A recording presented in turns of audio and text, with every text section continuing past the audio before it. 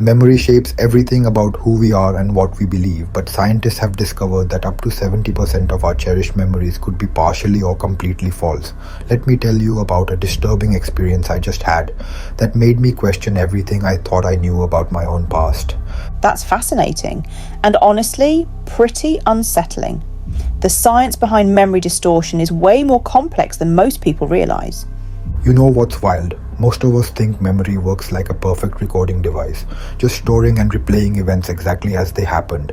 But neuroscience shows it's more like a Wikipedia page that anyone can edit. So you're saying our memories actually get rewritten every time we recall them? That's pretty terrifying when you think about it.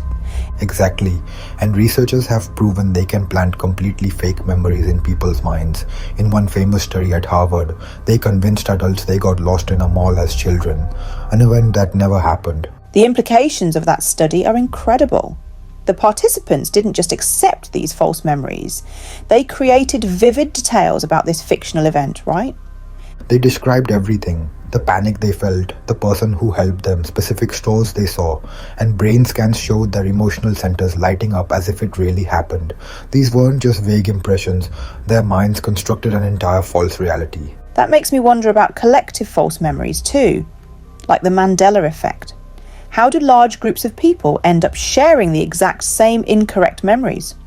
Well, studies show our memories are highly susceptible to social influence.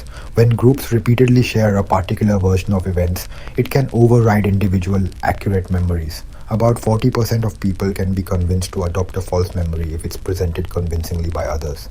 And this malleability of memory has serious real-world implications, especially in legal settings. I've read that eyewitness misidentification played a role in over 70% of convictions later overturned by DNA evidence. The justice system implications are staggering. Through careful suggestion and pressure, innocent people can develop detailed false memories of crimes they never committed.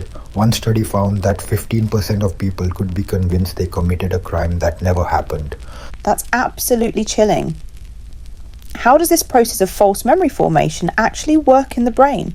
It comes down to something called reconsolidation. Every time we remember something, that memory becomes temporarily malleable for about 6 hours. During this window, it can be altered or completely rewritten before being stored again.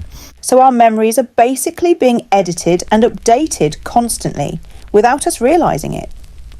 That explains why different people can have completely different recollections of the same event. And here's what makes it even more complex. Stress and emotion can dramatically affect how memories are formed and stored. Under high stress, the brain processes information differently, leading to fragmented or distorted memories. That's particularly relevant when we think about traumatic experiences or high-stakes situations. The very nature of the event might make accurate memory formation impossible. Research shows that highly emotional memories, while feeling more vivid and reliable, are often no more accurate than ordinary ones.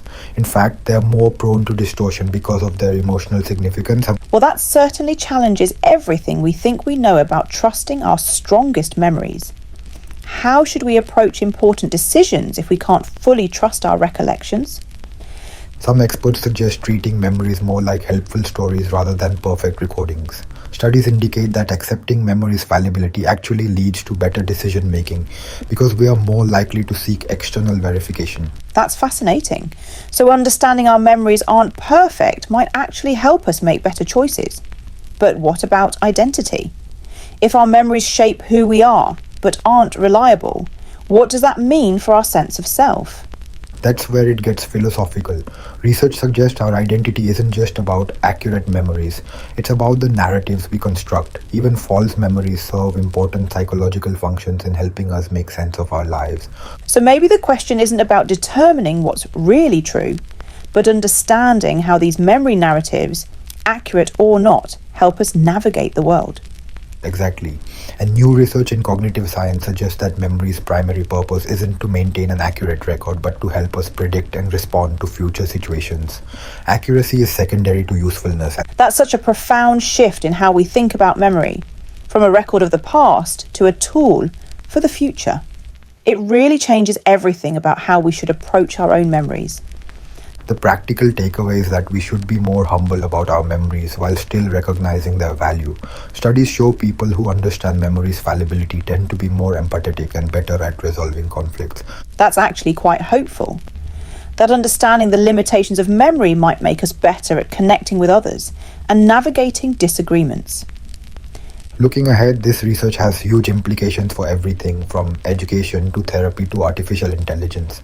How do we design systems that work with memory's natural tendencies rather than against them?